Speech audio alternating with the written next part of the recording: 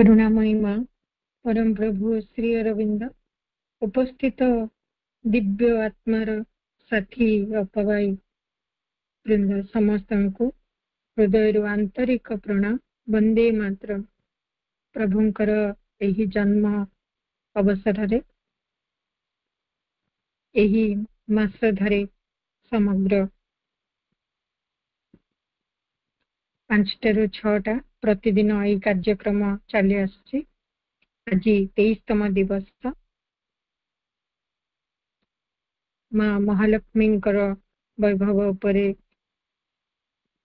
पूज्य तपस्वी अपा आलोचना करी आछंती। मनो अंतरात्मार सुसंगति और सौंदर्य उपरे आलोचना करुथिले। आज आउ किछि तांको ठारु आमे सुनिबा। अपन को प्रणाम। वंदे मातरम। अपा आपण आपणकर आलोचना रखंतु माँ।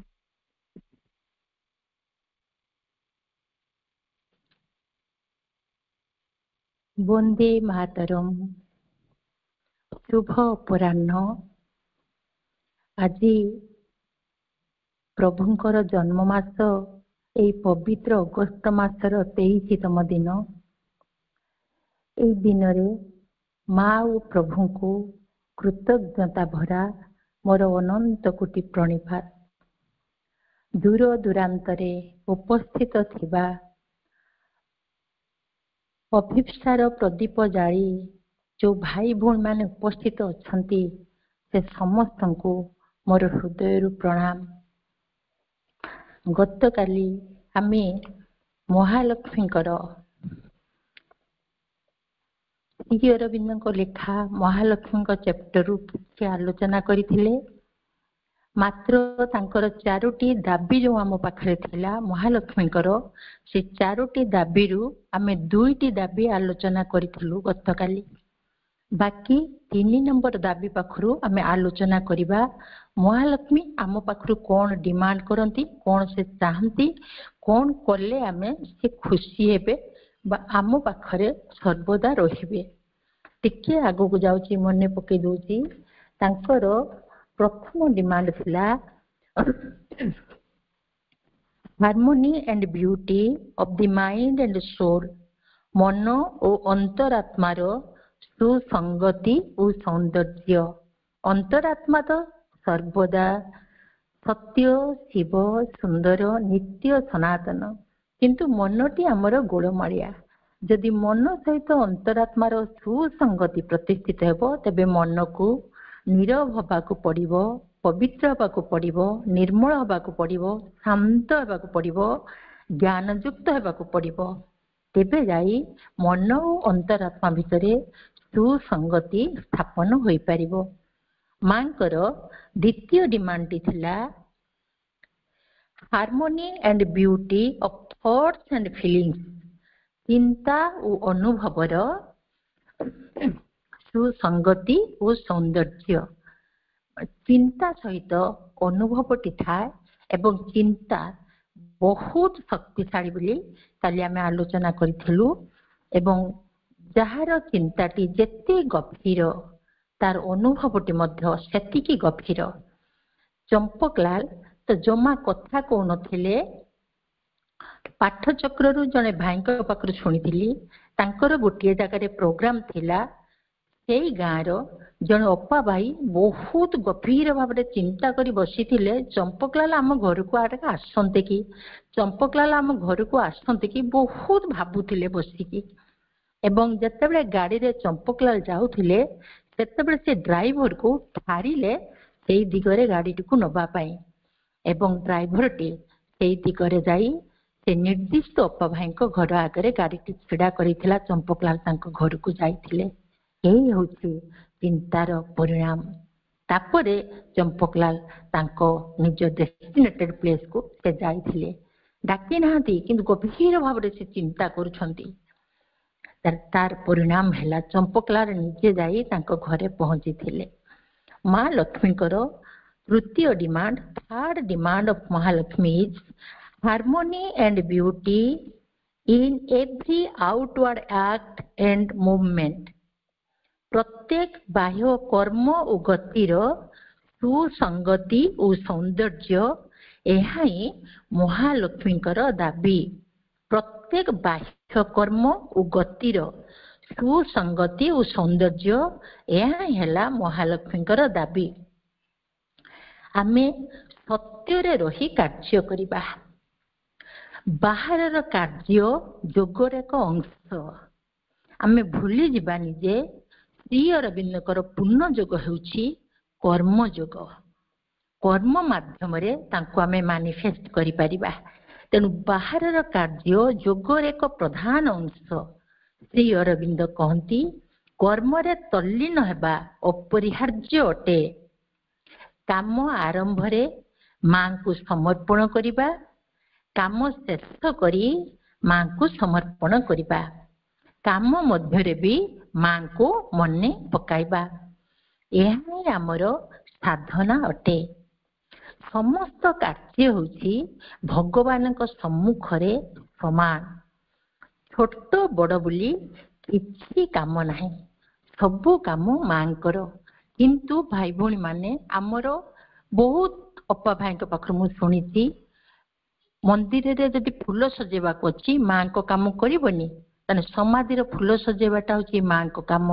मां को फोटो पाखरे फूल सजेवा धूप देवा होछि मां को काम। मां को विषय रे कोनोसी कथा जो हम जेमति आलोचना करछि एमति आलोचना करबा होछि मां को काम। ताने बाकी काम सब का काम समस्त काम। एटा मोर भूल धारणा। ये सब काम सहित प्रत्येकटी काम होछि भगवान कर काम। प्रत्येकटी काम ता नथिले आश्रम रो गोशाला थांतानी, गाई गोरु थांतेनी। मां तो केवल खाली समाधि रे फूल सजेवा पई लोक थांते, डाइनिंग रे बासन धुआ हो न थांता। प्रत्येक काम आम गुहाळ घर गोबर पुछि गुहाळ सफा करबा ही आमर काम। सबु काम ड्रेन सफा करबा, पायखाना सफा करबा, घर झाड़ू देबा, प्रत्येकटी काम होछि भगवान कर काम। एवं से मनोभाव रे ताकु स्मरण करिकी करिबा एवं ताकु समर्पण करिबा। रिमेम्बर एंड ऑफर केवल एई गुडी को केवल मां को काम। अन्य काम सब जे मां को काम नुहे, भगवान को काम नुहे, सेमिति किछि नाही। प्रत्येकटी काम छोट बड़ बोली किछि नाही।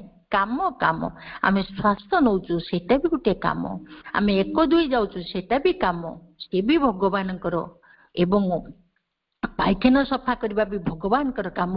मु अरोबिल जिबा बाटरे सावित्री भवन को जाइथिली। सावित्री भवन रो तांकर पायखाना रे फूल कुंड थिला। देखि के आश्चर्य होई गली। पायखाना एटा होची पूर्ण युग। पूर्णता होची मांकर लक्ष्य। एटी कोनोसी किछि को छडा जीवनी, कोनोसी कामटा को बाद दिया जीवनी। राति पाहिला पाखरु राति हबा पर्यंत आमे जहा करूचु सब होची भगवान कर काम। छोट बड़ बोली किछि नाही, किंतु प्रत्येक काम को आमे नीरव रे करिबा।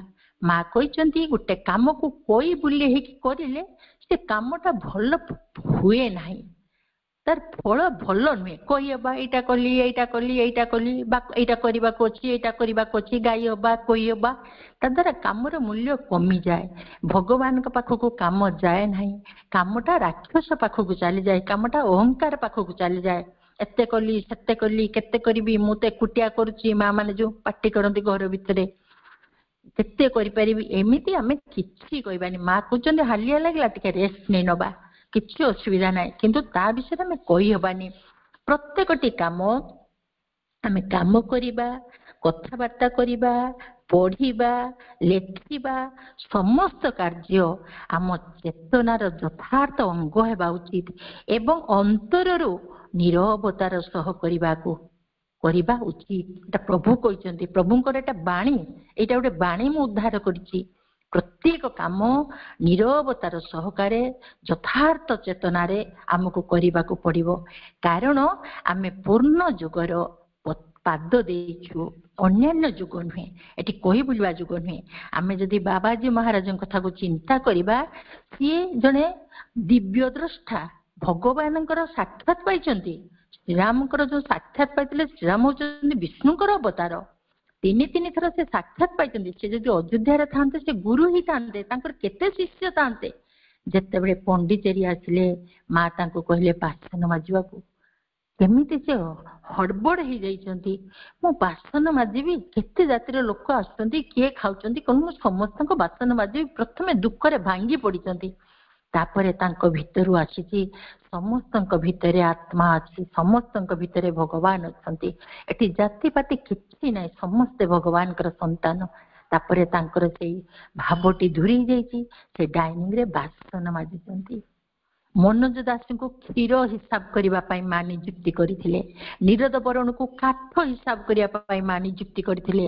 କେତେ କେତେ ବଡ ଲୋକଙ୍କୁ ମା କୋଉ କୋଉ କାମ ଦେଇଥିଲେ, ଅହଙ୍କାର ବିନାଶ ପାଇଁ, ଆଉ ସବୁ କାମ ଯେ ଭଗବାନଙ୍କର ଏଇ ଚିନ୍ତାଟି ସୃଷ୍ଟି କରିବା ପାଇଁ।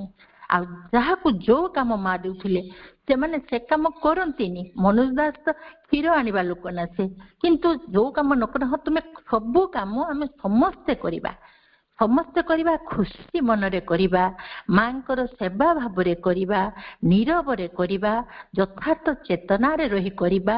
କାମ ପୂର୍ବରୁ ଝାଡୁଟି ଯେତେବେଳେ ଧରିବା ମାଙ୍କୁ କହିବା ମା ମୁଁ ଏବେ ଘର ଉଳେଇବାକୁ ଯାଉଛି, ଘର ଉଳେଇବା ବେଳେ ଭାବୁଥିବା ମୁଁ ମାଙ୍କ ଘରକୁ ଉଳଉଛି। ଘର ଉଳେଇ ସାରିଲା ପରେ ଝାଡୁଟିକୁ ଯଥାର୍ଥ ସ୍ଥାନରେ ସମ୍ମାନର ସହିତ ତାକୁ ରଖି ପୁଣି ମାଙ୍କୁ ସମର୍ପଣ କରିବା, ମା ଏ କାମଟି ମୁଁ ତୁମରି ସେବା ରୂପେ ତୁମରି ଚରଣରେ ସମର୍ପଣ କଲି। ଏଇଭଳି ଭାବରେ ଆମେ ପ୍ରତ୍ୟେକଟି କାମ କରିଚାଲିବା। ଏମିତି ମନୋଭାବରେ ଯଦି ଆମେ କାର୍ଯ୍ୟ କରିପାରିବା ତେବେ ମହାଲକ୍ଷ୍ମୀଙ୍କର ଆମେ ତୃତୀୟ ଦାବିଟିକୁ ପୂର୍ଣ୍ଣ କରିପାରିବା। ମା ଖୁସି ହେବେ। ମାଙ୍କର ଚତୁର୍ଥ ଦାବି, fourth demand of Mahalakshmi is harmony and beauty of life and surrounding. ଜୀବନ ଓ ପରିବେଶର ସୁସଙ୍ଗତି ଏବଂ ସୌନ୍ଦର୍ଯ୍ୟ, ଏହା ହିଁ ମହାଲକ୍ଷ୍ମୀଙ୍କର ଚତୁର୍ଥ ଦାବି। ଜୀବନ ଓ ପରିବେଶର, ଇଏ ବି ଅଙ୍ଗାଅଙ୍ଗୀ ଭାବେ ଜଡିତ। ଜୀବନ ଓ ପରିବେଶର, ଜୀବନ ଓ ପରିବେଶ ମଧ୍ୟ ପରସ୍ପର ପରିପୂରକ ଏବଂ ଅଙ୍ଗାଅଙ୍ଗୀ ଭାବେ ଜଡିତ। ସେମାନେ ପୂର୍ଣ୍ଣ ଯୁଗର ସର୍ବପ୍ରଥମ ଶିକ୍ଷା ହେଉଛି ଜୀବନ ଓ ଏହାର ପରୀକ୍ଷା ସବୁକୁ ଏକ ଶାନ୍ତ ମନ, ଦୃଢ ସାହସର ସହିତ ସମ୍ମୁଖୀନ ହେବା। ଏଇଟା ଶ୍ରୀ ଅରବିନ୍ଦଙ୍କର ବାଣୀ, ତାଙ୍କ କଥା। ଜୀବନ ପୂର୍ଣ୍ଣ ଯୁଗର ପ୍ରଥମ ସର୍ତ୍ତ, ପ୍ରଥମ ଶିକ୍ଷା ହେଉଛି ଜୀବନ ଓ ଏହାର ସମସ୍ତ ପରୀକ୍ଷାକୁ ଶାନ୍ତ ମନ ଏବଂ ଦୃଢ ସାହସର ସହିତ ଆମେ ସମ୍ମୁଖୀନ ହେବା। ଆମେ ଯଦି ଦିବ୍ୟ ଜୀବନ ଯାପନ କରିବାକୁ ଚାହୁଁଥିବା, ଆମର ଲକ୍ଷ୍ୟ ଦିବ୍ୟ ଜୀବନ ଯାପନ କରିବା, କିନ୍ତୁ ଏପଟେ ଉଚ୍ଚ ସ୍ୱରରେ କଥାବାର୍ତ୍ତା କରୁଥିବା, ଅହରହ ଘର ଭିତରେ ଟିଭିଟି ଉଚ୍ଚ ସ୍ୱରରେ ବାଜୁଥିବ, କଥାରେ କଥାରେ ପରସ୍ପର ସହ ଆମେ ଝଗଡା କରୁଥିବା, ବଡ ପାଟିରେ କଳି କରୁଥିବା, ଏହାର ପ୍ରଭାବ ପରିବେଶ ଉପରେ ପଡେ। ଏଭଳି ପରିବେଶରେ ମହାଲକ୍ଷ୍ମୀ କେବେ ବି ରହିବେ ନାହିଁ। ଯାହା ବି ଝଗଡା ମାଙ୍କର ଏକଦମ ବିରୋଧୀ, ଏକଦମ କଳି, ଏଇ ପଦକୁ ପଦ ଯୁକ୍ତି, ତାର ପଦକୁ ମୋର ପଦ, ଏଗୁଡା ଯେତେ ଠିକ ଆମେ ହେଇଥାଉ ନା କାହିଁକି, ଅନ୍ୟ ଜଣେ ଯେତେ ବି ଭୁଲ ହେଇଥାଉ ନା କାହିଁକି, ଆମେ ନୀରବ ରହିଯିବା। ଦେଖିବା ଏଠି ସଙ୍ଗତି ନଷ୍ଟ ହଉଛି, କଥାରେ କଥାରେ କଟାକଟି ଚାଲିବ, ଏକଦମ ନୀରବ ସେ ଜାଗାରେ ଆମେ ରହିବା ସଚେତନ ଭାବରେ। ତେଣୁ ମହାଲକ୍ଷ୍ମୀ ସେ ପରିବେଶରେ କେବେ ବି ରହିବେ ନାହିଁ। ସବୁ କିଛି ଅନ୍ତରରୁ ନୀରବରେ କରାଯିବା ଉଚିତ। ଆମ ପରିବେଶଟିକୁ ଆମେ ସୁନ୍ଦର ଆଉ ସଙ୍ଗତିପୂର୍ଣ୍ଣ କରି ରଖିବା। ବ୍ୟବହାର କରୁଥିବା, ବ୍ୟବହାର କରୁନଥିବା ପ୍ରତ୍ୟେକଟି ବସ୍ତୁର ଆମେ ଯତ୍ନ ନେବା, ଏଟା ମହାଲକ୍ଷ୍ମୀଙ୍କର ଦାବି। ପ୍ରତ୍ୟେକଟି ବସ୍ତୁର ସବୁ କିଛିକୁ ଧୋଇ ମାଜି ସଫା କରି ପୋଛି ଯଥାର୍ଥ ସ୍ଥାନରେ ବ୍ୟବସ୍ଥିତ କରି ଶୃଙ୍ଖଳିତ ଭାବରେ ରଖିବା। ଯେମିତି କରେଣ୍ଟ ଚାଲିଗଲେ ବି ଆମେ ଅନ୍ଧାରରେ ଆମେ ଆମର ଇପ୍ସିତ ବସ୍ତୁଟିକୁ ଆମେ ପାଇପାରିବା। ଆମେ ତ ସଜାଡ଼ିକି ରଖିଥିବା, ତେଣୁ ଆମେ ପାଇବାର କିଛି ଅସୁବିଧା, ଆମେ ଆଖି ବନ୍ଦ କରିକି ବି ଚାଲିଯିବା, ସେଇଠୁ ପାଇପାରିବା। ମୁଁ ଭଉଣୀ ନିଜ କଥା କହୁଛି ବୋଲିକି ଭାବିବେନି। ମୁଁ ସେ କାଲି ଯୋଉ ଜେଜେଙ୍କ କଥା କହୁଥିଲି ଆଜି ବି କହୁଛି। ଜେଜେ 100 ବର୍ଷର ଶରୀର ତ୍ୟାଗ କଲେ। 2012 ମସିହାକୁ ତାଙ୍କର 100 ବର୍ଷ ହେଇଥିଲା। ଜୀବନର ଶେଷ ଭାଗକୁ ତାଙ୍କର ଆଖିର ପତାଟି ପଡିଗଲା, ଆଉ ସେ ଦେଖି ପାରୁନଥିଲେ। କିନ୍ତୁ ଆପଣ ମାନେ ବିଶ୍ୱାସ କରିବେନି, ତାଙ୍କ ରୁମ ଭିତରେ ଯେକୌଣସି ବହି କହିଲେ ଜେଜେ କାଢିଦେବେ। ଏତେ ସୁନ୍ଦର ଭାବରେ ସେ ସଜେଇକି ସବୁ ରଖିଥାନ୍ତି। ସେ ସେ ହାତ ମାରିକି ଅଣ୍ଡାଟିକି ବୋହି କାଢି ଦିଅନ୍ତି। ପଚାରେ ଯେ ଏଟା କେମିତି ସମ୍ଭବ? କହିବେ ଶୃଙ୍ଖଳା। ମତେ କହନ୍ତି ମାରେ ଶୃଙ୍ଖଳା ହଉଛି ଜୀବନର ମୁକୁଟ, ଯଦି ଶୃଙ୍ଖଳା ନାହିଁ ଜୀବନର କିଛି ମୂଲ୍ୟ ହିଁ ନାହିଁ। ଆଖି ପତା ପଡିଯାଇଛି କିନ୍ତୁ ସେ ବୋହି କାଢି ଦିଅନ୍ତି। ଏତେ ସଜେଇକି ସେ ତାଙ୍କ ରୁମ ରେ ସବୁ ଜିନିଷ ଟିକିନିକି କରିକି ରଖିଥିଲେ। ଆଖି ପଡିଗଲା, ପତା ପଡିଗଲା ପରେ ବି ସେ ହଡବଡ ହେଇଯାଆନ୍ତିନି ଜିନିଷଟିକୁ, ବା କାହାରି ଆଶ୍ରା ସେ ନିଅନ୍ତିନି। ଆଉ ମତେ ଆପଣ ମାନେ ଅନାଦି ଭାଇଙ୍କୁ ଜାଣିଥିବେ, ମତେ ସବୁବେଳେ କହନ୍ତି ତୁ ତ ଦୁଇଟା ଛୁଆଙ୍କର ମା ନୁହଁ, ତ ଘରର ଯାହା ଅଛି ଯାହା ତୁ ବ୍ୟବହାର କରୁଛୁ ସମସ୍ତଙ୍କର ତୁ ମା। ପ୍ରତ୍ୟେକ ଜିନିଷଟିକୁ ସେଇଭଳି ଶ୍ରଦ୍ଧାର, ସେଇଭଳି ସ୍ନେହର ଲାଳନ ପାଳନ କରିବୁ। ସବୁକୁ ପୋଛି ପାଛିକି ସଫା କରିବୁ, ସବୁକୁ ସ୍ନେହରେ ଆଉଁସି ଦଉଥିବୁ। ପ୍ରତ୍ୟେକଟି ଆସବାବ ପତ୍ର ତ ହାତର ଯେମିତି କୋମଳ ସ୍ପର୍ଶ ସେମାନେ ପାଆନ୍ତି। ମତେ ଭାଇ ସବୁବେଳେ ଏଇ କଥା କହନ୍ତି। ମୋ ମାଙ୍କ ବହିର, ଆମ କଲୋନୀର ଜଣେ ଭାଇ ଅଛନ୍ତି, ସେ ଜଣେ ଉଚ୍ଚ ଶିକ୍ଷିତ, ମାଙ୍କ ବହିର ପଢୁଥାନ୍ତି ଯେତେବେଳେ, ମୁଁ ସେତେବେଳେ ତାଙ୍କ ଘରକୁ ଚାଲିଗଲି। ମତେ ସେ ଇଂଲିଶର 2 ଧାଡି ପଢେଇକି ଶୁଣେଇଦେଲେ। ମା କହିଛନ୍ତି ତୁମ ଘରର ଥିବା ଆସବାବ ପତ୍ରକୁ ତୁମେ ଯଦି ଠିକ ଯତ୍ନର ସହିତ ରଖିବ, ଠିକ ସ୍ନେହ ଶ୍ରଦ୍ଧାର ସହିତ ରଖିବ, ସେମାନେ ଏତେ ଶକ୍ତିଶାଳୀ ହେଇଯାଆନ୍ତି ତୁମ ଘର ଭିତରକୁ କୌଣସି ଅପଶକ୍ତି ପ୍ରବେଶ କରିବାକୁ ସେମାନେ ଦେବେ ନାହିଁ। କୌଣସି ଅପଶକ୍ତି ପ୍ରବେଶ କରିପାରିବ ନାହିଁ। ସେମାନେ ଗୋଟେ ଗୋଟେ ବୀର ଯୋଦ୍ଧା ହେଇଯାଆନ୍ତି ପ୍ରତ୍ୟେକଟି ଆସବାବ ପତ୍ର। କିନ୍ତୁ ସେମାନଙ୍କ ପ୍ରତି ଯଦି ଆମର ଖାତିର ନଥିବ, ଅଳନ୍ଧୁ ଲାଗିଥିବ, ଧୂଳି ପଡିଥିବ, ଧଡ ଧାଡ କରିକି ବ୍ୟବହାର କରୁଥିବା, ଗୋଡର ଗୋଡେଇ ଦଉଥିବା, ସେ ଜାଗାରେ ହେଇପାରିବ କି? ସେ ଜାଗାରେ ମହାଲକ୍ଷ୍ମୀ ରହିପାରିବେ କି? ଯୋଉ ଗାଡିକୁ ଆମେ ସ୍ନେହ ଆଦରର ଯତ୍ନର ସହ ତାର ଯତ୍ନ, ସେ ଗାଡି କେବେ ଆମକୁ ଦୁର୍ଘଟଣାଗ୍ରସ୍ତ କରିବ ନାହିଁ। ସେମାନେ ସବୁ ଜୀବନ୍ତ ହୋଇ ଉଠନ୍ତି। ଏଟା ମା କହିଛନ୍ତି।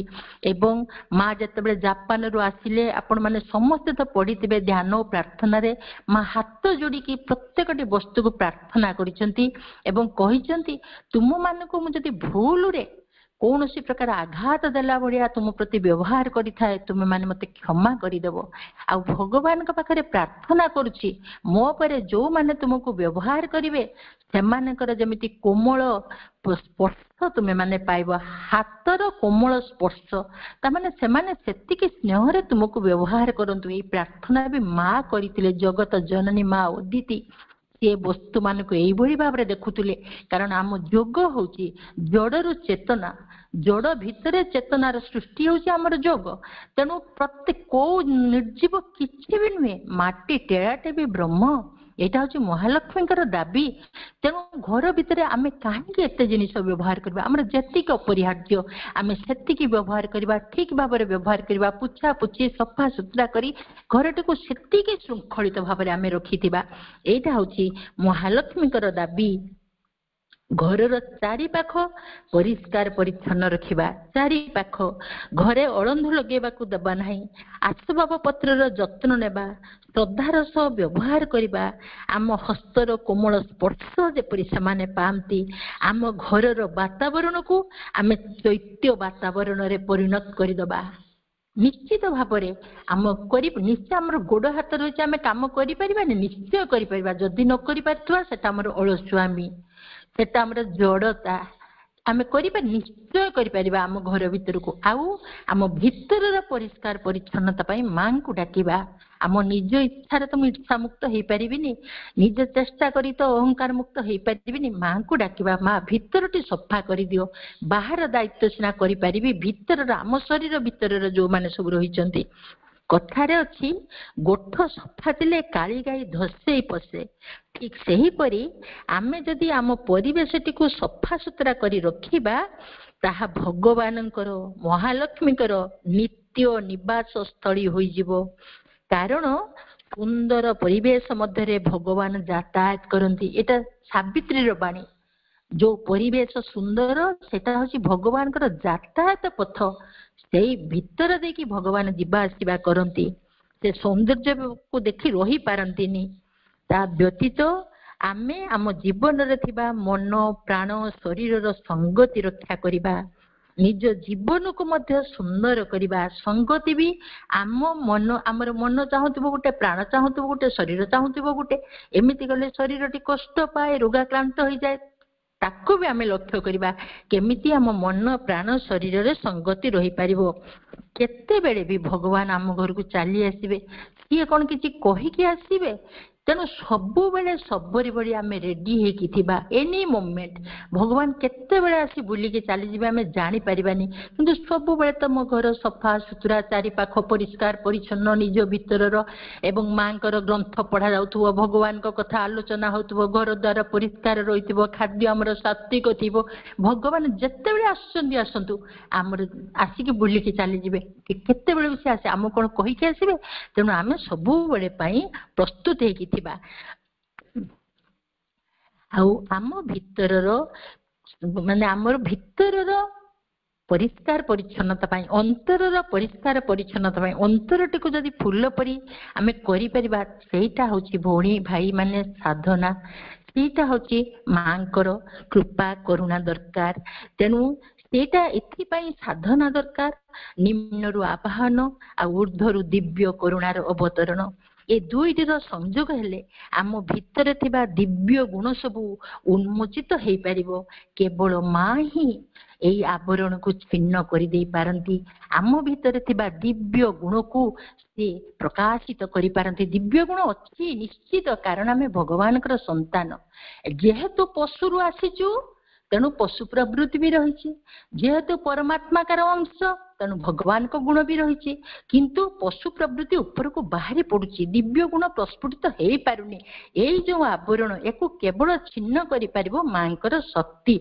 आम निम्नरु आवाहन ऊपर उत्तर दिए जो परम भागवत करुणा। दुईटी मिश्रण रे आपण माने भी प्रकृति को देखिथिबे, गोटे शरत ऋतु आ गोटे होची बसंत ऋतु। दुईटी ऋतु रे मां दुर्गा धरावतरण करंती एवं दुईटी ऋतु रे दुईटी फूल फुटे, गोटे होची स्थल पद्म आ गोटे होची शेफाली।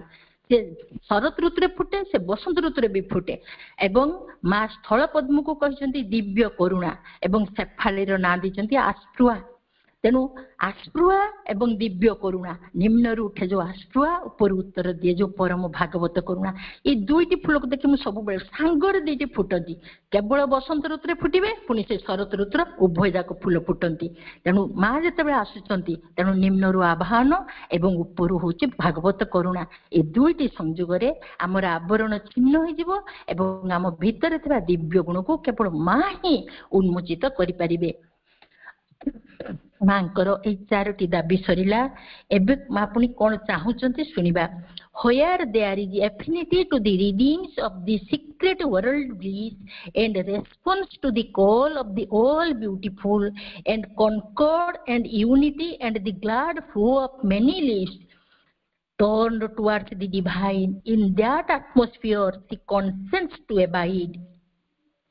को आत्मस्फीयर रे से एबाइड हेबाकु बांधी रहिबाकु सम्मत दियंती। से को प्रकार परिवेश होइथिबो ना, जेउठारे अछि निगूढ़ विश्व आनंदर छंद साम्य, सर्व सौंदर्यमयଙ୍କ आह्वान रे जेउठारे जागे उत्तर, जेउठारे रहिछि मिलन ऐक्य, जेउठारे बहु प्राणर आनंद प्रवाह होइछि भगवत अभिमुखी, सेही परि आवेष्टन रे से वास करिबाकु सम्मत।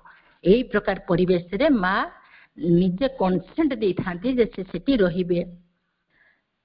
मूढ़ छंद साम्य विश्व आनंदर सौंदर्यमयଙ୍କ आह्वाने उत्तर, जेउठारे अछि ऐक्य ओ मिलन, आनंद प्रवाह सिक्त बहु प्राण, भागवत अभिमुखी होइछंती, रहिबाकु सेठी दियंती सम्मति।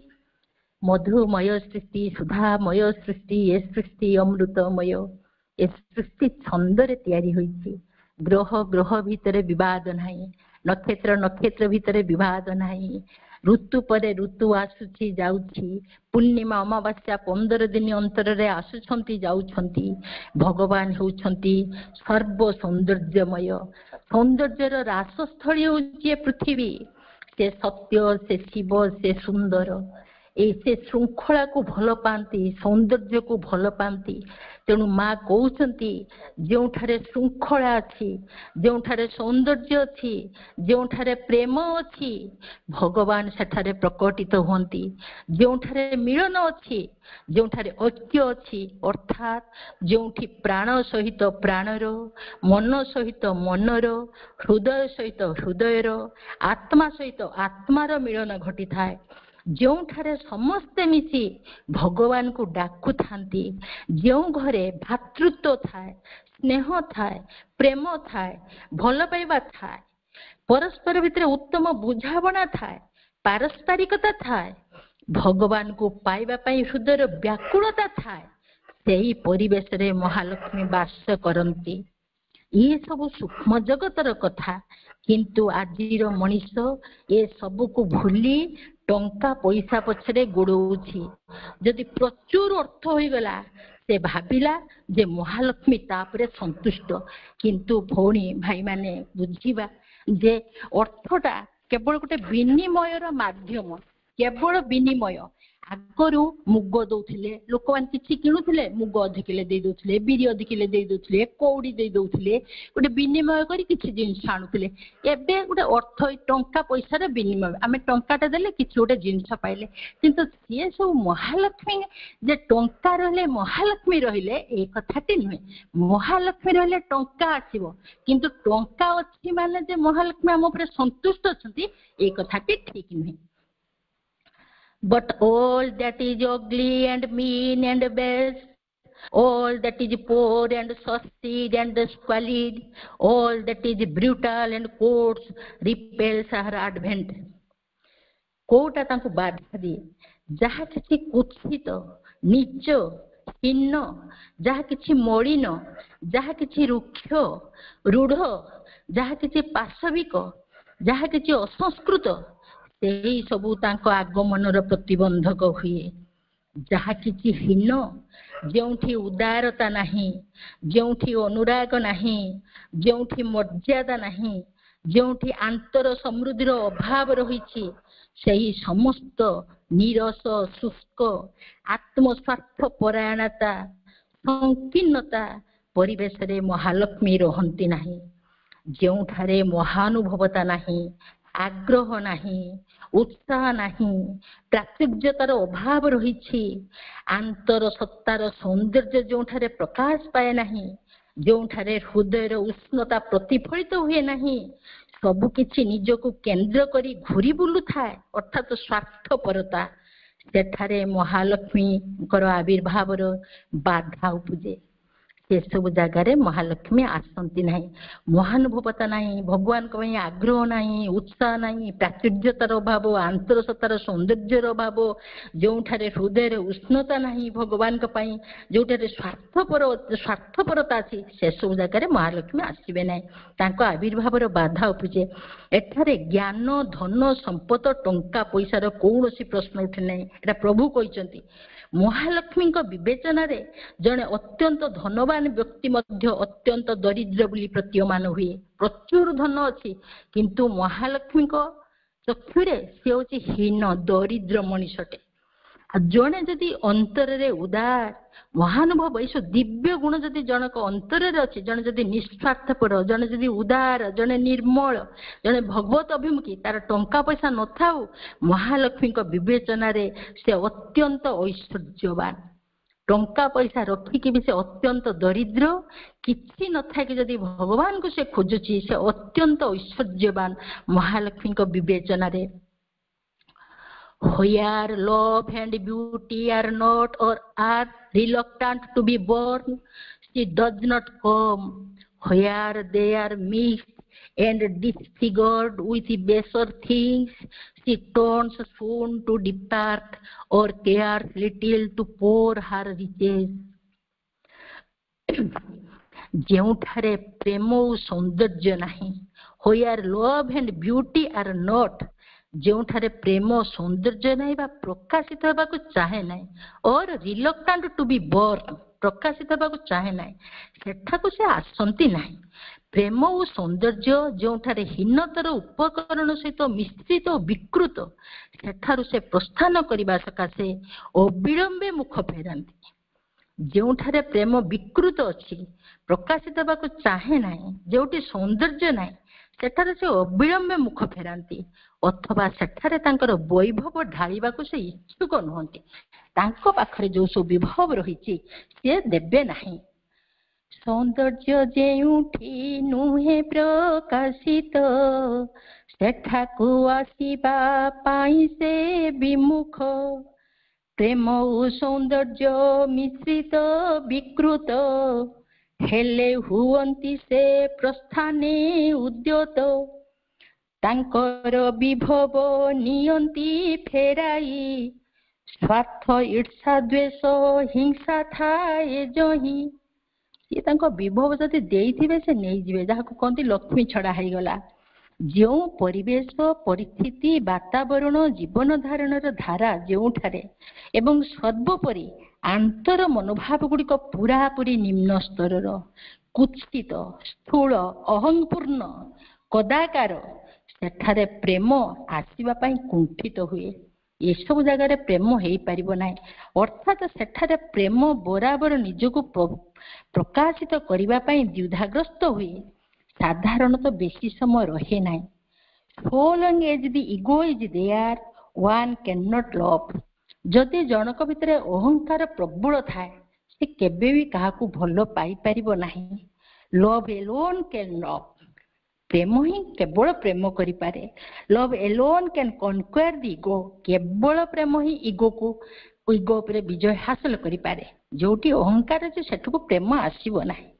ମା ଏକ ଆନ୍ତର ମନୋଭାବ ବିଷୟରେ କହୁଛନ୍ତି ଯେ ଯାହାର ଭିତରଟା, ତାଙ୍କର ତ ସବୁବେଳେ ଭିତରଟା ଉପରେ ଗୁରୁତ୍ୱ ମହାଲକ୍ଷ୍ମୀଙ୍କର। ଭିତରଟା ସୁନ୍ଦର, ମହତ୍, ସୁସଙ୍ଗତିପୂର୍ଣ୍ଣ, ନିଃସ୍ୱାର୍ଥପର ହୋଇଥିବ, ସେଇଠାରେ ପ୍ରେମ ଆସିବା ପାଇଁ ବାସ କରିବାରେ ରହିବା ପାଇଁ ଏକ ସୁଯୋଗ ସୃଷ୍ଟି ହୋଇଥାଏ। ସେଇଠାରେ ଗୋଟେ ସୁଯୋଗ ଥାଏ ଯେ ପ୍ରେମ ଏଇଠି ମାନିଫେଷ୍ଟ କରିବ। ଯେଉଁଠାରେ ଭିତରଟା ଯୋଉ ବ୍ୟକ୍ତିର ସୁନ୍ଦର ହେଇଥିବ, ମହତ୍ ହେଇଥିବ, ସୁସଙ୍ଗତିପୂର୍ଣ୍ଣ ହେଇଥିବ, ନିଃସ୍ୱାର୍ଥପର ହୋଇଥିବ, ସେଠାରେ ପ୍ରେମ ବାସ କରିବାର ଏକ ସୁଯୋଗ ସୃଷ୍ଟି ହୋଇଥାଏ। କେବଳ ପ୍ରେମ ହିଁ ଘୃଣା ଓ ହିଂସା ଉପରେ ବିଜୟ ହାସଲ କରିପାରେ। ଯେତେବେଳେ ଜଣେ ଦିବ୍ୟ ପ୍ରେମକୁ ପ୍ରାପ୍ତ ହୋଇଯାଏ, ସେ ସମସ୍ତ ଜିନିଷ ମଧ୍ୟରେ ଭଗବାନଙ୍କୁ ହିଁ ପାଇଥାଏ। ଯାହା ଭିତରେ ଦିବ୍ୟ ପ୍ରେମ ପ୍ରକାଶିତ, ସେ ସବୁକୁ ଭଲ ପାଇବ, ସୃଷ୍ଟିର ସମସ୍ତଙ୍କୁ ଭଲ ପାଇବ, ସମସ୍ତଙ୍କ ଭିତରେ ସେ ଭଗବାନଙ୍କୁ ଦେଖିବ। ଗଛ, ପତ୍ର, କୀଟ, ତରୁ, ଲତା, ପଶୁ, ପକ୍ଷୀ, ସମସ୍ତଙ୍କ ଭିତରେ ସେ ଭଗବାନଙ୍କୁ ଦେଖିବ, ଯାହା ଭିତରେ ଦିବ୍ୟ ପ୍ରେମ କାଣିଚାଏ ବି ପ୍ରକାଶିତ ହୋଇଥାଏ। ଆଉ କୌଣସି ବିଭାଜନ ରହେ ନାହିଁ। ସବୁ ଭାବିବ ସବୁ ଭଗବାନଙ୍କର ସୃଷ୍ଟି। କିନ୍ତୁ ଆମେ ଜାଣିନାହୁଁ କିପରି ପ୍ରେମ ଭିତରେ ଜୀବନ ବଞ୍ଚିବାକୁ ହୁଏ। ଯେଉଁ ମୁହୂର୍ତ୍ତରେ ଏଇ ପ୍ରେମ ନିଜକୁ ପ୍ରକାଶ, ଅଭିବ୍ୟକ୍ତ କରିବା ପାଇଁ ଚେଷ୍ଟା କରେ, ତତ୍କ୍ଷଣାତ ସେହି ସଙ୍ଗେ ସଙ୍ଗେ ତା ସହିତ ଏପରି ସବୁ ନିମ୍ନତର କୁତ୍ସିତ ଜିନିଷ ଗୁଡିକର ଅପମିଶ୍ରଣ ହୁଏ ଯେ ପ୍ରେମ ଆଉ ରହିପାରେ ନାହିଁ। ତା ଭିତରେ କଣ ରହିଯାଏ ନା ବିଭତ୍ସତା ରହିଯିବ, ଅଶ୍ଳୀଳତା ରହିଯିବ। ପ୍ରେମ ମାନେ ଆମେ ଯାହା ବୁଝୁ ଅଶ୍ଳୀଳତା, ଏବେ ସବୁ ମାରି ଦଉନାହାନ୍ତି କି, କିଏ କାହାକୁ ସବୁ ମାରି ଦଉଛନ୍ତି ଯଦି ବିବାହ କରିପାରୁନଥାଏ, ସେଟାକୁ ପ୍ରେମ କୁହାଯିବନି, ତା ଭିତରେ ଅଶ୍ଳୀଳତା ମିଶିଗଲା। ସେଇଟା କହିଲେ ଯେଉଁଥିରେ ପ୍ରେମର ଆଉ ସେଠାରେ ରହିବା ସମ୍ଭବ ହୁଏ ନାହିଁ। ପୁଣି ଆସୁଛି ସୌନ୍ଦର୍ଯ୍ୟ। ଦୁଇଟି ତ ତାଙ୍କର ଦାବି, ଯୋଉଠି ପ୍ରେମ ଆଉ ସୌନ୍ଦର୍ଯ୍ୟ ପ୍ରକାଶିତ ହୁଏ ନାହିଁ ବା ପ୍ରକାଶିତ ହେବାକୁ ଚାହେଁ ନାହିଁ, ସେଠାକୁ ସେ ଆସିବେ ନାହିଁ। ସୌନ୍ଦର୍ଯ୍ୟକୁ ବାସ କରିବା ପାଇଁ ଦେବାକୁ ହେଲେ ତାର ନିବାସ ସ୍ଥଳୀଟି ସୌନ୍ଦର୍ଯ୍ୟପୂର୍ଣ୍ଣ ହେବା ନିତାନ୍ତ ଜରୁରୀ। ସବୁରେ ସୌନ୍ଦର୍ଯ୍ୟ ପ୍ରକାଶ କରିବା ମଧ୍ୟ ମାଙ୍କର ଦାବି। ସବୁର ମା କହନ୍ତି, let beauty be your constant ideal. Beauty of the soul, beauty of feelings, beauty of thoughts, beauty of action, beauty in work, so that nothing comes out of your hands that is not an expression of pure and harmonious beauty, and the divine help will always be with you. ତେଣୁ ମାଟି କଣ କହୁଛନ୍ତି, beauty, ଆତ୍ମାର ସୌନ୍ଦର୍ଯ୍ୟ, ଅନୁଭବର ସୌନ୍ଦର୍ଯ୍ୟ ଆମେ ଆଲୋଚନା କରିଗଲେଣି। ଚିନ୍ତାର ସୌନ୍ଦର୍ଯ୍ୟ, ଆକ୍ସନର ସୌନ୍ଦର୍ଯ୍ୟ, ପ୍ରତ୍ୟେକ କ୍ରିୟାକଳାପର ସୌନ୍ଦର୍ଯ୍ୟ, ପ୍ରତ୍ୟେକ କାର୍ଯ୍ୟର ସୌନ୍ଦର୍ଯ୍ୟ, ପ୍ରତ୍ୟେକ କର୍ମଟିକୁ ସୁନ୍ଦର ଭାବରେ ନିଖୁଣ ଭାବରେ କରିବା। କାରଣ ମାଙ୍କର ଯୋଉ ଚତୁର୍ଥ ଶକ୍ତି ମହାସରସ୍ୱତୀ ସବୁ ତ ଖୁଣ୍ଟି ନାଣ୍ଟି ଦେଖିବେ ନା, ମାନେ ଅଳ୍ପ କାମ କରିବା, ଅଧା କାମ କରିକି ପକେଇଦବା, ଯୋଡା ତାଳି ମାରିଦେଇ କାମ ଶେଷ କରିଦବା ବୋଲି କହିବା, ଏସବୁ ତ ମହାଶ୍ୱରୀଙ୍କର ବିରୋଧ, ମହାସରସ୍ୱତୀଙ୍କର। ତେଣୁ ମହାସରସ୍ୱତୀ ତ ଖୁଣ୍ଟି ନାଣ୍ଟି ଦେଖିବେ କଣ ହେଇଛି, କେତେ କାମ ହେଇଛି, କେତେ ଆଉ ବାକି ଅଛି। ତେଣୁ ସମ୍ପୂର୍ଣ୍ଣ ଭାବରେ ସୁନ୍ଦର ଭାବରେ କର୍ମଟିକୁ ପୂର୍ଣ୍ଣ ଭାବରେ ଆମେ କରିବା। ମା କହୁଛନ୍ତି ଏତିକି ସୌନ୍ଦର୍ଯ୍ୟ ଯଦି ମେଣ୍ଟେନ କରେ ତା ହାତରୁ ଏମିତି କିଛି ହବନି ଯୋଉଟା କି ଅସୁନ୍ଦର। Every so that nothing comes out of your hands that is not expression of pure and harmonious beauty. ସୁସଙ୍ଗତିପୂର୍ଣ୍ଣ ସୌନ୍ଦର୍ଯ୍ୟ ରହିବ ନିଶ୍ଚିତ, and the divine help will always be with you. ଏବଂ ଏଇ ସବୁ ଯଦି ଆମେ କରିପାରିବା ଭଗବାନଙ୍କର ସାହାଯ୍ୟ ଆମ ସହ ସର୍ବଦା ରହିବ, ସବୁବେଳେ ପାଇଁ ରହିବ ମାଙ୍କର ସାହାଯ୍ୟ ଆମ ସହିତ। If she finds herself in men's heart surrounded with selfishness and hatred and jealousy and malignance and envy and strife, if treachery and greed and ingratitude are mixed in the sacred chalice, if grossness of passion and unrefined desire degrade devotion, in such hearts the gracious and beautiful goddess will not linger. माँ को महालक्ष्मी कहुଯାଇଛି gracious and beautiful goddess सौम्या श्रीमयी देवी। जो मानव हृदय पूरी रही थाए स्वार्थपरता, द्वेष, ईर्षा, हिंसा, असूया, द्वंद्व जदि देवदिष्ट आधार रे मिसी थाए, विश्वासघातकता, बुभुक्षा, अकृतज्ञता जदि भक्ति को प्राणावेगरे स्थूलता, कामनार रूढ़ता अशुद्ध करी थाए, तेबे एपरी हृदय रे एही सौम्या श्रीमयी देवी रहंती नहीं।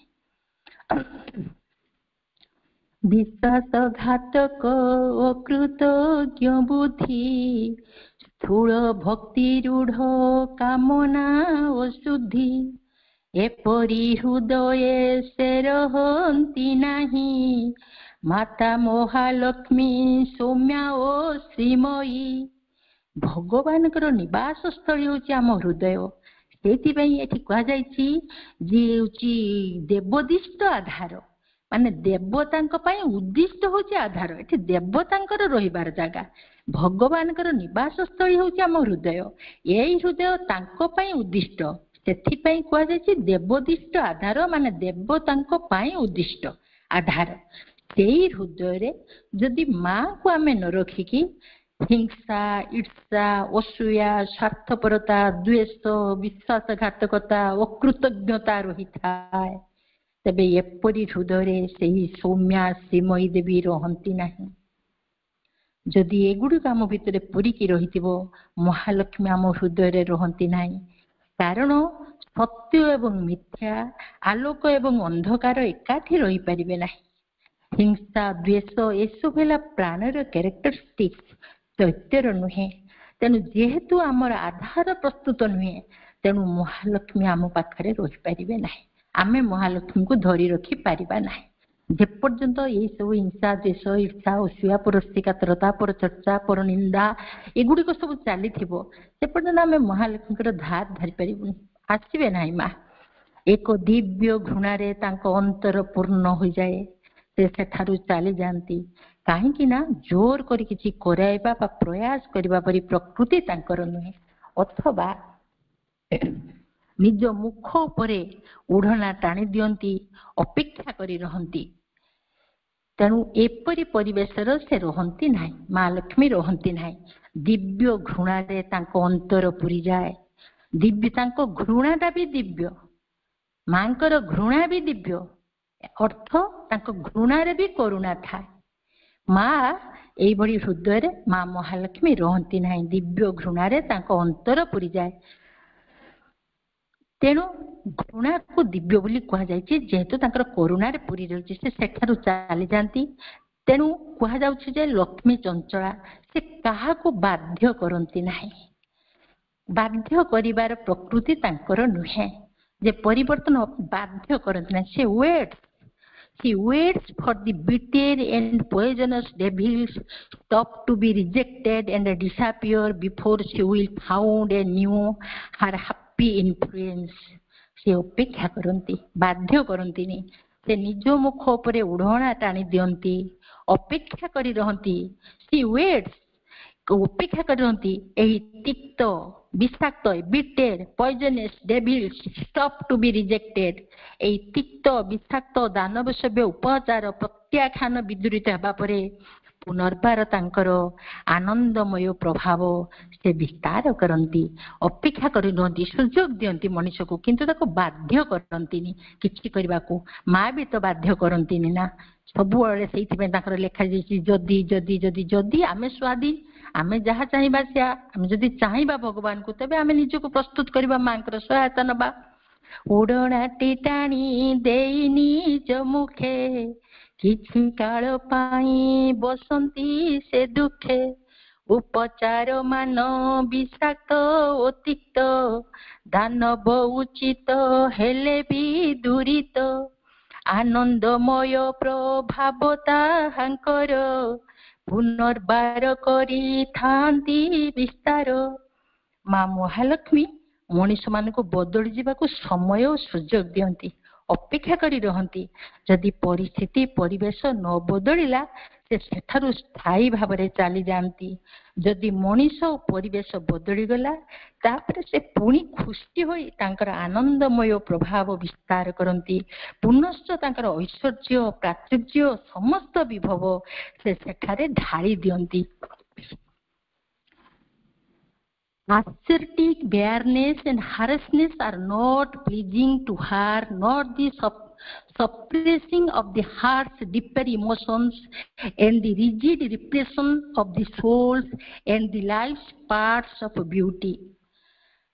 ତାଙ୍କର ତାପରେ ଆଉ କଣ ଦେଖିଛି, ସେ ବିରକ୍ତ ହୁଅନ୍ତି। ତପସ୍ୱୀର ରିକ୍ତତା, ରୁକ୍ଷତା, ହୃଦୟ ଭିତରେ ଆବେଗ ସକଳର ଦମନ, ଅନ୍ତରାତ୍ମା ଏବଂ ଜୀବନର ସୌନ୍ଦର୍ଯ୍ୟର ଅଭିବ୍ୟକ୍ତିର ନିଷ୍ପେଷଣ ତାଙ୍କର ତୃପ୍ତିକର ନୁହେଁ। କାରଣ ପ୍ରେମ ଓ ସୌନ୍ଦର୍ଯ୍ୟ ମଧ୍ୟ ଦେଇ ସେ ମନୁଷ୍ୟକୁ ଭଗବାନଙ୍କ ପାଶରେ ବାନ୍ଧି ଦିଅନ୍ତି। ତପସ୍ୱୀର ରିକ୍ତତା, ରିକ୍ତତା, ରୁକ୍ଷତା, ଆବେଗ ଦମନ, ସୌନ୍ଦର୍ଯ୍ୟର ଅଭିବ୍ୟକ୍ତି ନିଷ୍ପେଷଣ, ଆତ୍ମା ଓ ଜୀବନେ ତପସ୍ୱୀ କଷଣ, ନୁହେଁ ତୃପ୍ତିକର ତାହାଙ୍କୁ ଏମାନ।